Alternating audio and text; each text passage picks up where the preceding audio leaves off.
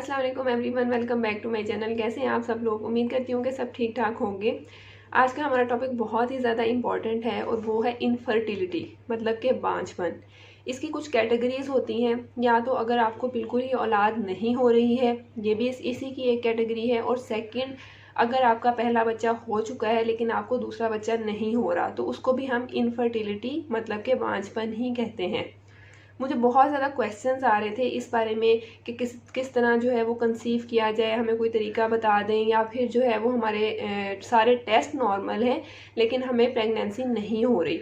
यहाँ पे मैं एक चीज़ क्लियर करना चाहती हूँ कि जब आपको कहा जाता है कि आप अपने सारे टेस्ट करवाएं और आप ये बात कहते हैं कि हमारे सारे टेस्ट नॉर्मल हैं, तो उसमें किसके टेस्ट आप बोल रहे हैं कि नॉर्मल हैं? सिर्फ फीमेल के टेस्ट नॉर्मल होना ज़रूरी नहीं है, मेल का टेस्ट भी होना लाजमी है।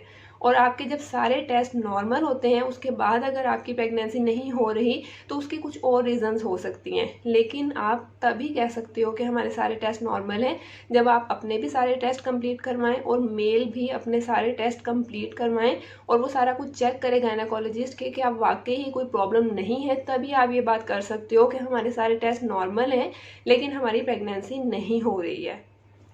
इसके ऊपर भी मैं डिटेल में वीडियो बनाऊंगी उस केस में कि जब आपके सारे टेस्ट नॉर्मल है तब आपकी प्रेगनेंसी क्यों नहीं हो रही।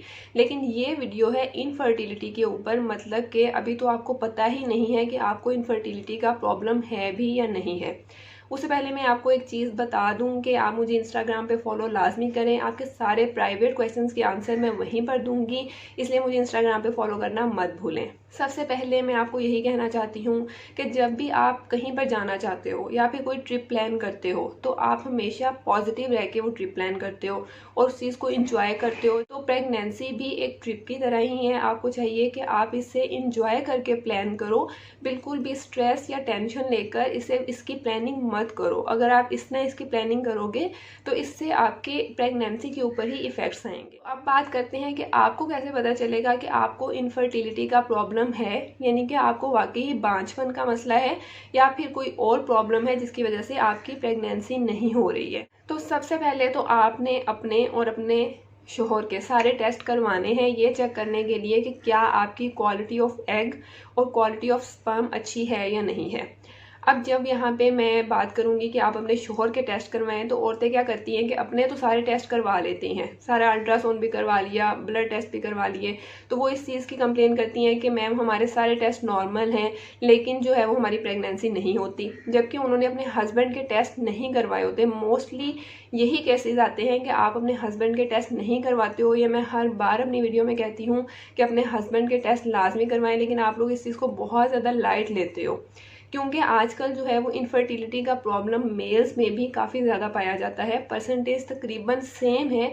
इसलिए आपको चाहिए जब भी आप किसी अच्छी गायनेकोलॉजिस्ट के पास जाओ तो वो भी आपको यही रिकमेंड करेगी कि आप पहले अपने टेस्ट करवाओ और अपने शोहर दोनों के टेस्ट करवाओ। लेडीज़ ये कहती हैं कि हम जो है वो हमारे शोहर टेस्ट नहीं करवाते हैं, हम उन्हें कहते भी हैं। तो मैं मेल हजरात को यही मैसेज देना चाहूँगी कि सिर्फ बच्चा औरत को नहीं चाहिए होता है और उसने अकेली ने बच्चा पैदा नहीं करना है, इसलिए आप प्लीज़ उसके साथ कोऑपरेट करें और अपना टेस्ट करवाएं।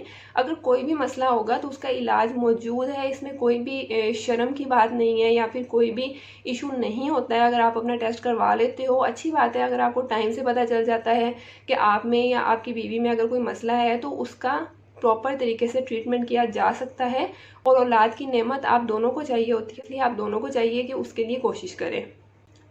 अब सबसे पहले कॉज की या रीज़न की बात करते हैं कि आखिर इनफर्टिलिटी होती क्यों है, और ये मोस्ट कॉमन कॉज है वो है आपकी एज। अगर तो आपकी एज 35 ईयर से कम है और आप तकरीबन 1 साल से ट्राई कर रहे हो कि आपकी प्रेगनेंसी हो जाए लेकिन आपकी प्रेगनेंसी नहीं हो रही है, तो ये एक इंडिकेशन है कि आपको इनफर्टिलिटी का मसला हो सकता है।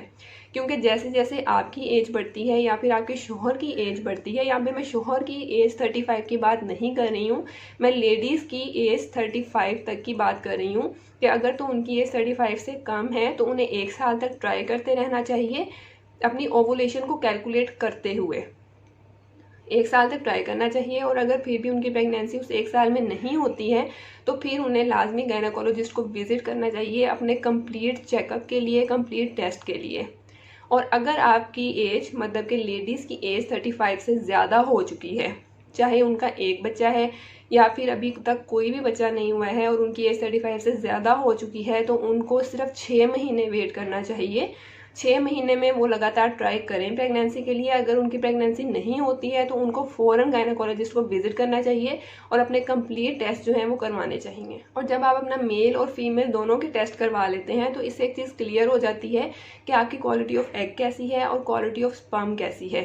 अगर उसमें कोई भी मसला होता है तो वो मेडिसिन से और आपकी डाइट से बिल्कुल ठीक हो जाती है। इसमें कोई भी परेशानी की बात नहीं होती है, सिर्फ आपने पॉजिटिव होकर चलना होता है। अब सेकेंड रीज़न इनफर्टिलिटी की ये है, या फिर अगर आपका एक बच्चा हो चुका है और आपका दूसरा बच्चा नहीं हो रहा, तो इसमें भी यही होता है कि औरतें बहुत ज़्यादा गैप दे देती हैं अपने पहले और दूसरे बच्चे में। उनकी एज तो बढ़ जाती है और ये कुदरती जो है निज़ाम है कि हमारे एग की क्वालिटी हमारी एज के साथ जो है वो कम हो जाती है, इतनी अच्छी नहीं रहती है, इसलिए उन्हें इस तरह के मसले फेस करना पड़ते हैं।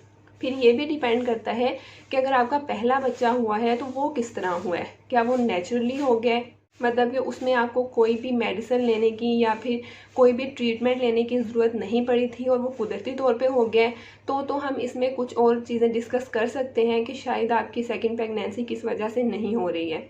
लेकिन अगर आपकी पहली प्रेगनेंसी में भी कॉम्प्लिकेशंस रही हैं, कोई भी कॉम्प्लिकेशन हो सकती है, या आपकी गायनेकोलॉजिस्ट बेहतर जानती है और आप उससे ये चीज़ पूछ सकते हैं, या फिर आपकी फर्स्ट प्रेगनेंसी किसी भी प्रोसीजर की वजह से हुई है, जैसे कि IVF से हुई है या फिर आपने मेडिकेशंस यूज़ की हैं, तो फिर भी आपको सेकेंड प्रेगनेंसी में मसला आ सकता है।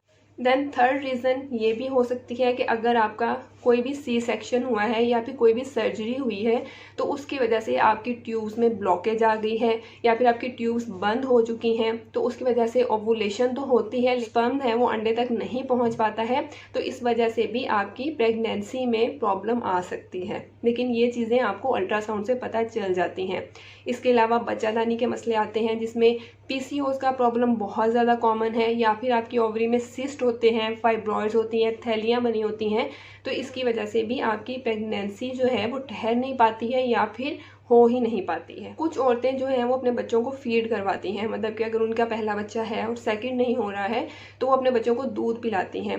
तो मैं यहाँ पे एक चीज़ क्लियर कर दूँ, जब तक आप अपने बच्चे को दूध पिलाते रहोगे आपकी ओवुलेशन में मसला रहेगा, मतलब कि आपकी ओवुलेशन जो है, आपका अंडा जो है वो प्रॉपर रिलीज नहीं होगा, जिसकी वजह से आपको सेकेंड प्रेगनेंसी में थोड़े से मसले आ सकते हैं कंसीव करते वक्त। इसलिए आपको चाहिए कि आप अपनी सेकेंड प्रेगनेंसी जब प्लान करो तो अपने बच्चे को दूध पिलाना छोड़ दो, ताकि आपके हार्मोन्स जो हैं वो रेगुलर हो जाएं और आपका साइकिल जो है वो पीरियड्स का वो भी रेगुलर हो जाए। देन लेडीज़ में लास्ट रीज़न है वेट गेन। जो मोटापा बहुत ज़्यादा आ जाता है, या तो उनकी फर्स्ट प्रेगनेंसी के बाद आ जाता है या फिर ओवरऑल उनके ऊपर काफ़ी ज़्यादा मोटापा आ जाता है, तो उससे भी उनका हार्मोनल इम्बैलेंस हो जाता है और उसकी वजह से भी उन्हें बांझपन का मसला आ सकता है। अब बात करते हैं मेल के सिलसिले में। मेल की भी जैसे जैसे एज बढ़ती है उनकी जो स्पर्म्स की क्वालिटी होती है वो लो हो जाती है, उसका स्पर्म काउंट जो है वो कम हो जाता है। जितने स्पर्म तो एक ही होता है जो एग के साथ जाके मिलता है, लेकिन उसकी मोटिलिटी, मतलब कि वो जो मूव करके जाता है एग तक, वो उसकी अच्छी होनी चाहिए और उसका काउंट अच्छा होना चाहिए। लेकिन एज के साथ उसकी क्वालिटी लो हो जाती है, या फिर और भी मेल्स में मसले होते हैं जिस तरह कि उन्हें डायबिटीज़ का प्रॉब्लम है या फिर कोई और मेडिकल कंडीशन है, उन्हें UTI का मसला है, मतलब कि इन्फेक्शन का प्रॉब्लम है, इस केस में भी उन्हें इनफर्टिलिटी हो सकती है। लेकिन जब आप अपना सीमन टेस्ट करवाते हो, मतलब जो मेल का डिस्चार्ज होता है, जब आप उसका टेस्ट करवाते हो तो उसमें कंप्लीट जो है वो आपको सारी चीज़ें बता दी जाती हैं कि इसमें क्या प्रॉब्लम है। अगर उसमें कोई भी इश्यू होता है तो वो आपको एंटी एजिंग सप्लीमेंट्स देते हैं या फिर एंटीऑक्सीडेंट्स देते हैं। ये कुछ मेडिकेशंस होती हैं जो मेल को दी जाती हैं ताकि उनकी स्पर्म्स की क्वालिटी को अच्छा किया जा सके। फिर भी आपके शौहर नहीं जाना चाहते हैं और आप चाहते हैं कि घर में आप किस तरह अंदाज़ा लगा सकें कि उनकी स्पर्म की क्वालिटी अच्छी है या नहीं है, तो मैं इसके ऊपर भी वीडियो बनाऊंगी। अगर आप चाहते हैं कि मैं इसके ऊपर वीडियो बनाऊँ तो मुझे कमेंट सेक्शन में लाजमी बताएं। इसका पॉसिबल ट्रीटमेंट क्या होता है। अक्सर लेडीज़ कहती हैं कि हमें जो है वो क्लोमिड या फिर लेट्रोजोल के नाम से मेडिसिन दी जाती है, वो उन्हें उनका एग रिलीज़ करवाने के लिए दी जाती है। इसका कोई भी नुकसान नहीं होता है कि अगर डॉक्टर को लगता है कहीं पे भी उनकी ओवुलेशन में, मतलब कि एग रिलीज़ होने में मसला है, तो वो उनको वो मेडिसिन देती है ताकि प्रॉपर तरीके से उनका एग रिलीज़ हो और वो कंसीव कर सकें। सब कुछ अल्लाह ताला के हाथ में है। आप सिर्फ कोशिश कर सकते हो। ऐसा नहीं है कि बस दवाई देंगे तो फ़ौरन से अगले महीने आपका जो है वो बच्चा हो जाएगा। आप कोशिश करते रहें और अल्लाह ताला से दुआ करें, वो आपको ज़रूर औलाद की नेमत से नवाजेगा। देन सेकेंड ट्रीटमेंट है IUI और IVF, लेकिन ये बहुत ही ज़्यादा महंगा ट्रीटमेंट होता है। ये भी इसमें आपके जो है वो स्पर्म को और एग को बाहर लैब में फर्टिलाइज किया जाता है और उसके बाद औरत के अंदर ट्रांसफ़र कर दिया जाता है। ये भी प्रेगनेंसी का एक तरीका है, लेकिन ये बहुत ही एक्सपेंसिव तरीका है और ये उस केस में किया जाता है जब आपके सारे चांसेस ख़त्म हो जाते हैं प्रेग्नेंट होने के। अगर आपके जो है वो रसोली है, थैलियाँ हैं, फाइब्रॉइड्स हैं, तो उनको भी सर्जरी से रिमूव किया जा सकता है। मतलब कोई भी ऐसी चीज़ नहीं है जिसका इलाज मौजूद नहीं है, हर चीज़ का इलाज मौजूद है, सिर्फ आपने कोशिश करनी है। इस केस में फैमिली सपोर्ट बहुत ज़्यादा इंपॉर्टेंट है। हस्बैंड को भी चाहिए कि वो अपनी वाइफ को सपोर्ट करे, क्योंकि वो इतनी ज़्यादा टेंशन में आ जाती हैं और वो हर कोशिश कर रही होती हैं। सारी दवाइयाँ औरतें ही ले रही होती हैं, सब कुछ वही कर रही होती हैं कि हमारी किसी तरह प्रेगनेंसी हो जाए। थोड़ा सा आप भी उसके साथ कोऑपरेट करें ताकि उसकी भी कुछ टेंशन कम हो, और औलाद आपको भी चाहिए, सिर्फ उसको नहीं चाहिए। फैमिली को भी चाहिए कि सपोर्ट करे, बहुत ज़्यादा ताने वगैरह ना दिया करे, और अगर दे भी तो आप उसको दिल पे मत लो। अगर आप चाहते हो कि कोई भी ऐसा टॉपिक है जिसे मैं कवर करूं तो आप मुझे कमेंट सेक्शन में बता सकते हैं। होप आपको वीडियो अच्छी लगी होगी। मुझे इंस्टाग्राम पे फॉलो करना मत भूलें। तब तक के लिए अल्लाह हाफिज़।